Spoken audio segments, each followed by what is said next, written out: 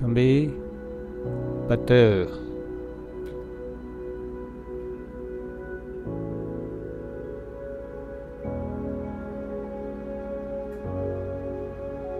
எப்போ வந்து இப்போதப்பா வந்தேன். ஏன் டயர்டாக இருக்கீங்க? தலையெல்லாம் சுத்தமா இருக்கு. கை ரொம்ப உடம்பப்பா இருக்கு. என்னன்னு தெரியல. எந்த கை? வேலைக்கு போயிட்டு இருந்தீங்களா? டயர்டாக போயிருக்கோம். எந்த கை வலிக்குது? இந்த வேலைக்கு போயிட்டு இருந்தது அப்படிதான் இருக்கும். சரி ஒன்னா படுத்து ரெஸ்ட் எடுங்க. சரி நான் பார்ப்போம். சரி எடுத்துக்கிறீங்களா? சரி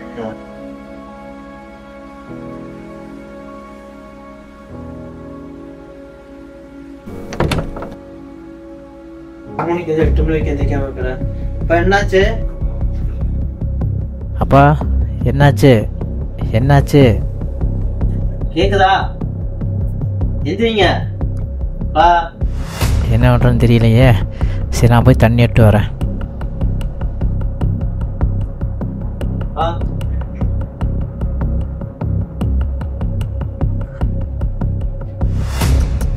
பா குடிங்க குடிங்க.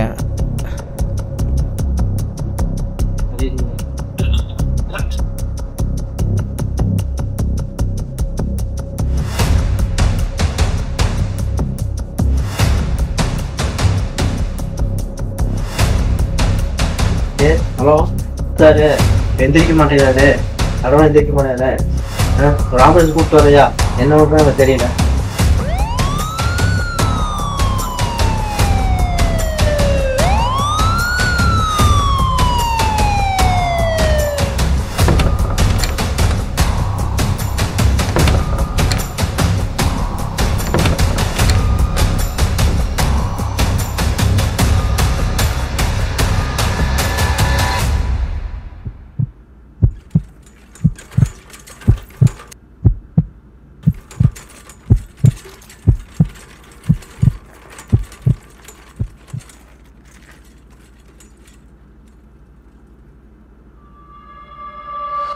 ஐயா ஐயா இங்க பாருங்க, உங்க பேர் என்ன?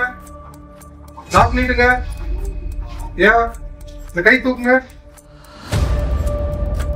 இந்த கை தூக்குங்க. சரி இந்த கால் தூக்குங்க, இந்த கால தூக்குனால. சரி கீழே பாருங்க.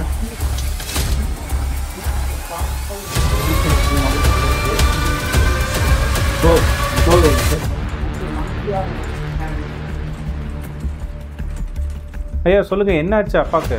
சார் நேற்று வந்து கை மரம் போச்சுன்னு சொன்னாருங்க. நேற்றுக்கு ஃபர்ஸ்ட் டைம் நேற்றுக்கு தான் சொன்னாரா? வேற அவருக்கு சக்கரை ப்ரெஷர் எதுவும் தொந்தரவு அந்த மாதிரி ஏதாவது இருக்கா? ஐயா அவருக்கு வந்திருக்கிறது வந்து ஸ்ட்ரோக்கு, அதாவது பக்கவாதம்னு சொல்லுவாங்க. தெரியுமா? பக்கவாதம்னா கேள்விப்பட்டிருக்கீங்களா? சரிங்களா? மூளைக்கு போகிற ரத்த குழாயில் அடைப்பு இந்த மாதிரி வந்துருக்கு. சரிங்களா?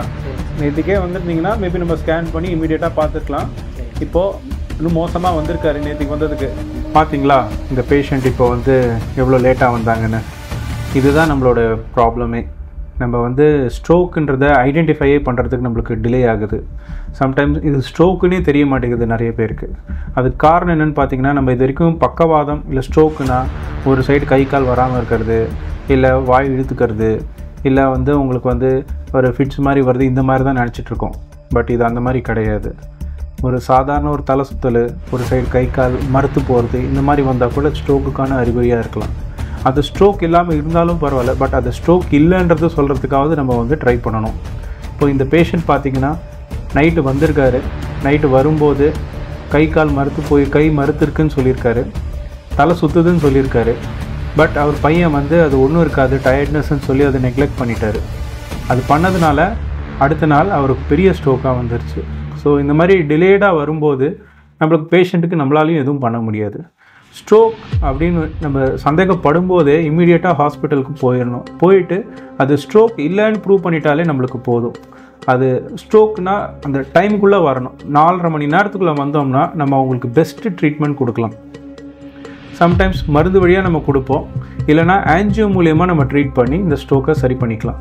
ஸ்ட்ரோக் 40 சென்சஸ் பிரகாரம் 40 செகண்டுக்கு ஒரு பேஷண்ட்டுக்கு ஸ்ட்ரோக் வருது. எவ்ரி 4 நிமிஷத்துக்கு பேஷண்ட் ஸ்ட்ரோக்கால் இறக்குறாங்க. இது western data.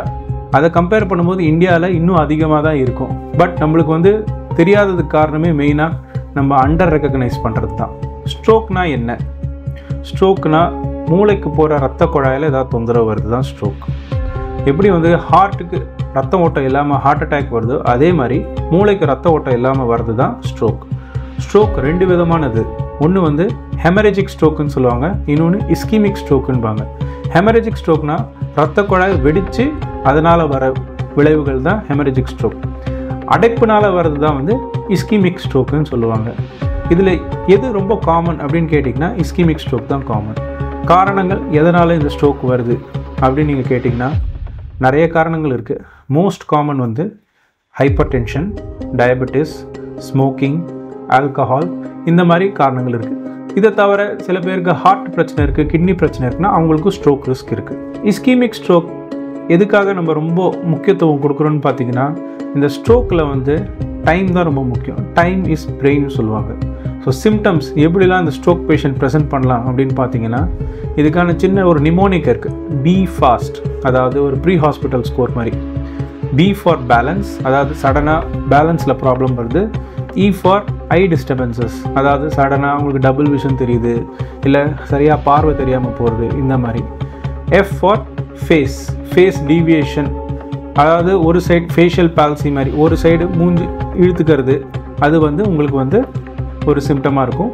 A for arm ட்ரிஃப்ட்னா ஒரு சைடு வீக்னஸ், கை இப்படி இருக்கும்போது ஒரு சைடு மட்டும் இப்படி இறங்குதுன்னா அது arm drift. S for speech disturbance இருக்குது, வாய் குளறி பேசுகிறாங்க, இல்லை நம்ம சொல்கிறது அவங்களுக்கு புரியல, இல்லை மாறி மாறி பேசுகிறாங்க, இந்த மாதிரி வந்ததுன்னா அதுவும் ஒரு ஸ்ட்ரோக்குக்கான சிம்டம் தான். And T for time means time of onset. எப்போ வந்து உங்களுக்கு வந்து ஸ்ட்ரோக் சிம்டம் ஆரம்பிச்சுது அது ரொம்ப ரொம்ப முக்கியம். ஏன்னா அதை பேஸ் பண்ணி தான் நம்ம ஃபர்தராக என்ன ட்ரீட்மெண்ட் கொடுக்க போகிறோம்னு டிசைட் பண்ண போகிறோம். இஸ்கிமிக் ஸ்ட்ரோக்குக்கு 2 விதமான ட்ரீட்மெண்ட் இருக்குது. ஒன்று வந்து மருந்து மூலியமாக கரைக்கிறது, அதாவது த்ராம்போலிசிஸ் ஆர் ஃபைப்ரினோலிசிஸ் சொல்லுவாங்க. இன்னொன்று ஆன்ஜியோ மூலியமாக பண்ணுறது, இதை வந்து எண்டோவாஸ்குலர் ட்ரீட்மெண்ட் ஆர் மெக்கானிக்கல் த்ராம்பெக்டமின்னு சொல்லுவாங்க. ஸோ இது வந்து எல்லா சென்டர்லேயும் இருக்காது, ஒரு குறிப்பிட்ட ஸ்ட்ரோக் சென்டர்ஸில் தான் இருக்கும். ஸோ இதில் வந்து இன்ஜெக்ஷன் அந்த மருந்து மூலியமாக கரைக்கிற ப்ரொசீஜர் வந்து 4.5 ஹவர்ஸ்க்குள்ளே பேஷண்ட்ஸ் வந்தாங்கன்னா அவங்களுக்கு எந்த கான்ட்ரா இண்டிகேஷன்ஸ் இல்லைன்னா நம்ம கொடுப்போம். இதே மெக்கானிக்கல் த்ராம்பெக்டமி வந்து ஏதாவது ஒரு பெரிய இரத்த குழாயில் அடைப்பு வருது, அதனால் வர விளைவுகளை சரி பண்ணுறதுக்காக தான் மெக்கானிக்கல் த்ராம்பெக்டமி. அதுவும் ஒரு குறிப்பிட்ட செலக்டட் பேஷண்ட்ஸில் தான் பண்ணுவோம். ஸோ ஒரு பேஷண்ட் ஸ்ட்ரோக்கோட ஹாஸ்பிட்டலுக்கு வரும்போது நாங்கள் ஃபஸ்ட்டு அவங்கள எக்ஸாமின் பண்ணிவிட்டு நாங்கள் ஒரு சிடி ஸ்கேன் பண்ணி பார்ப்போம். சிடி ஸ்கேனில் ரத்த கசிவு எதுவுமே இல்லை, அவங்க வந்து ஒரு எலிஜிபிள் கேண்டிடேட்டாக இருக்காங்கன்னா உடனடியாக நாங்கள் அவங்களுக்கு ஒரு மருந்து கொடுத்து அந்த அடைப்பை கரைக்கிறதுக்கான ட்ரீட்மெண்ட் பண்ணுவோம். ஒன்ஸ் அந்த மருந்து கொடுத்தாச்சுன்னா ஒரு ஆன்ஜியோ மாதிரி பண்ணி பெரிய ரத்த குழாயில் ஏதாவது அடைப்பு இருக்கான்னு பார்ப்போம். அப்படி பெரிய ரத்த குழாயில் அடைப்பு இருக்குன்னா டைரெக்டாக அவங்களுக்கு அந்த ஆன்ஜியோ மூலியமாக பண்ணுற ட்ரீட்மெண்ட், அதாவது அந்த மெக்கானிக்கல் த்ராம்பெக்டமி நாங்கள் சஜஸ்ட் பண்ணுவோம். எலிஜிபிள் கேண்டிடேட்ஸ் அதுக்காக போவாங்க. எதுக்காக இதெல்லாம் பண்ணணும், ஏன் இவ்வளோ கஷ்டப்படணும் அப்படின்னு கேட்டிங்கன்னா, எப்படி ஒரு ஹார்ட் அட்டாக் வந்தால் ஒரு மனுஷன் வந்து அவனுக்கு உயிருக்கு ஆபத்தாக முடியுமோ அதே மாதிரி தான் ஸ்ட்ரோக். ஸோ ஸ்ட்ரோக்கில் வந்து உயிருக்கு ஆபத்தும் உண்டு, அதே மாதிரி ஃபைனான்ஷியல் பேர்டனும் அதிகமாகும். இந்த மாதிரி ட்ரீட்மெண்ட் கொடுக்கறதுனால பேஷண்ட்டுக்கு அவங்களோட நார்மல் லெவல் ஆஃப் ஒர்க்குக்கே அவங்க போகலாம்.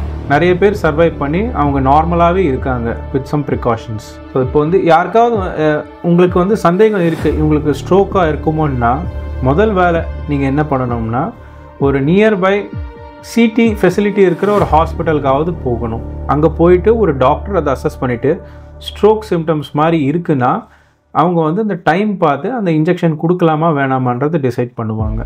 இது வந்து ஒன்றும் இல்லை, இது வந்து சாதாரண ஒரு ஒர்க் ரிலேட்டட், இது இப்போ இந்த பேஷண்ட்டுக்கு நடந்த மாதிரி நீங்கள் வெயிட் பண்ணிங்கன்னா பேஷண்ட்டுக்கு வந்து பெரிய ஸ்ட்ரோக்காக வரும். அதுக்கப்புறம் அதை வந்து நம்மளால் எதுவுமே பண்ண முடியாது. அந்த மாதிரி பேஷண்ட்ஸ் வந்து படுத்த படுக்கையாக தான் இருப்பாங்க கடைசி வரைக்கும். அவங்களுக்கு என்ன தான் நீங்கள் ஃபிசியோதெரப்பி மெடிசன்ஸில் ட்ரீட்மெண்ட் கொடுத்தாலுமே அவங்க திருப்பியும் சரியாகிறதுக்கான வாய்ப்புகள் இருக்காது. ஸோ ஸ்ட்ரோக்கை பொறுத்த வரைக்கும் ஒரே ஒரு விஷயம் தாங்க, டைம் இஸ் பிரெயின். நீங்கள் எவ்வளோ சீக்கிரம் ஹாஸ்பிட்டலுக்கு வரீங்களோ, ப்ரெஃபரபிளி 4.5 ஹவர்ஸ்க்குள்ளே நீங்கள் வந்தீங்கன்னா உங்களுக்கு பெஸ்ட்டு ட்ரீட்மெண்ட் கிடைக்கும்.